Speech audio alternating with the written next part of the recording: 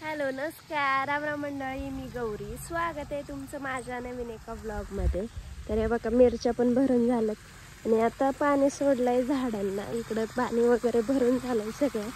तर इकडं झाडांना पाणी सोडलंय आता. तर बघा इथं बघा किती भारी घरटं.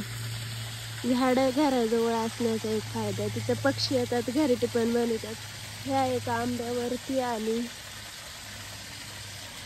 सगळं तिकडचं एक होतं छोटंसं.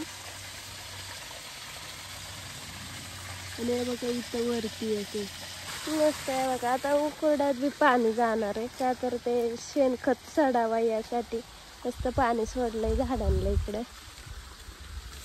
इथपर्यंत येतं. इकडं पेरूला पण जातं. इकडं पण एक पेरू, इकडं पण आहे. मस्त पक्षी येतात झाड. आणि हे बघा केळीला लंगर आलाय बघा, अजून ती जाण्याची. आणि हे असतं कमळ. तिचं मस्त एकच जणली, अजून बाकीच्या जणायच्या. ते बघा इकडे तीन, इकडं तीन, इकडे तीन आहेत. इकडच्या पण अजून जणल्या नाही. पपई पण मस्त झाली इथली. पेरू बघू इकडे भेटला तर भेटलाय बघा. इथं किती छोट छोट्याने उगलेत ते. बघा इकडे पपईला पण पपई आल्या छोट छोट्याने. घराच्या जवळच्या जवळ पेरू बघू एखादा भेटला नशिबाने तर. मिल गया मेरे को मिला रे बाबा.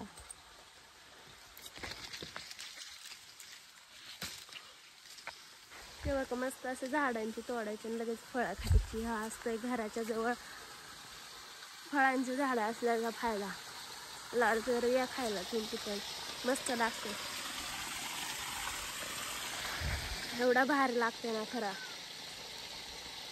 टेस्ट म्हणजे टेस्टच आहे. गोड काय ना खतरनाक. म्हणजे तो छोटासाच आहे तरी त्याला पेरू आलं. आणि इकडचा पेरू आहे ना, त्याचे आम्ही खातच नाही. ते पक्ष्यांसाठीच आहेत. कारण आम्हाला पिकलेले पेरू दिसते नाही त्या झाडाचे. पक्षीच खाऊन जातात. ते बघा पक्षी आत्ता सोडून गेले. तिकडच्या पेरूवर जाऊन बसलेत आता.